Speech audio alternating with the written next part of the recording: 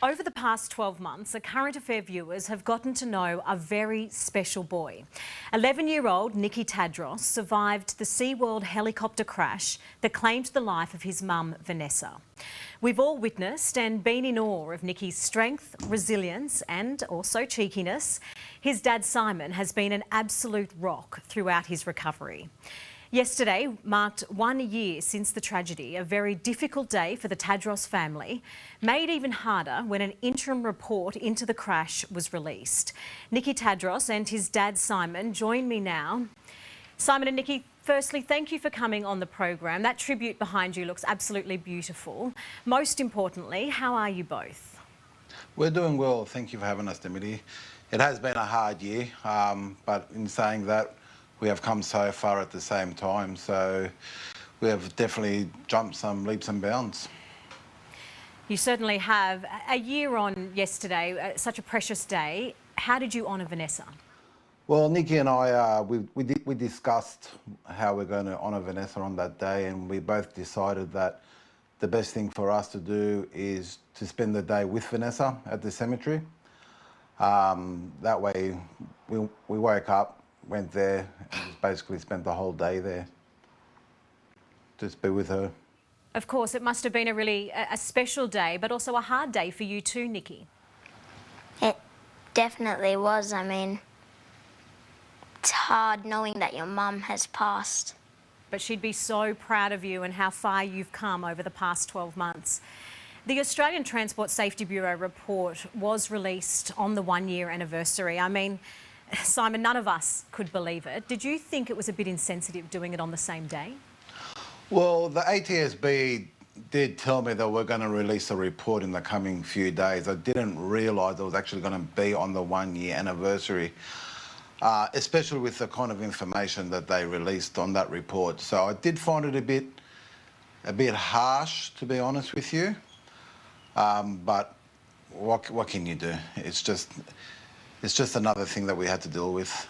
The report said that the pilot had traces of cocaine, an illegal drug, in his system.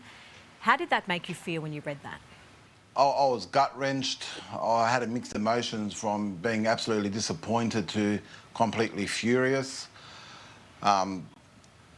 It's raised a lot of questions for me in terms of how was any pilot allowed to fly knowing that he had traces of cocaine in him. Where's the drug screening? Knowing that a SeaWorld helicopter pilot was under the influence of drugs, whether it was a low amount or a high amount, is beside the point. He had drugs in his system, so I'm absolutely gut-wrenched.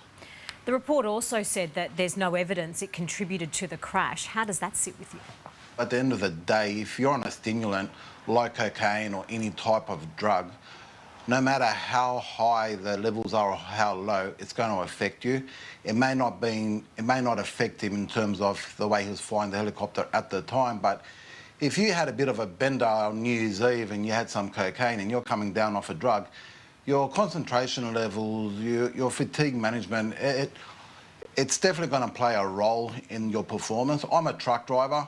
So, and we get drug tested all the time. If anyone was ever come up to me and say to me, well, you know, I've only got a little level inside of me, I'll still be all right to drive a heavy vehicle.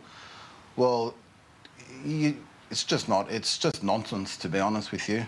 And it's cost you and your family so greatly. What would Vanessa think of it? She would be absolutely livid. She would not, if Vanessa was around to express her feelings right now, she would be a very, very angry person. Yes, rightfully so. Let's bring Nicky back in now. Moving forward, what's ahead in your recovery, Nicky? Well, my new goal is to start running and sprinting. I've always wanted to get back to sports, and if I start running and sprinting, that will help me get back into sports. And I've always loved sports. Absolutely, I have no doubt. We all have no doubt that you will get there. And we've also heard that you've taken up music now. Yes, I've always loved music, especially guitar, and I thought if I start playing guitar, I'll get to play music that I like, and it could be able to help me with my emotions and my recovery. Absolutely, it will be so important. Thank you so much for joining us on the program again. As always, our thoughts are with you, and all the best for the year ahead. Thank you very much, Millie, and thank you for having us on the show, and thank you to all of Australia for their ongoing support.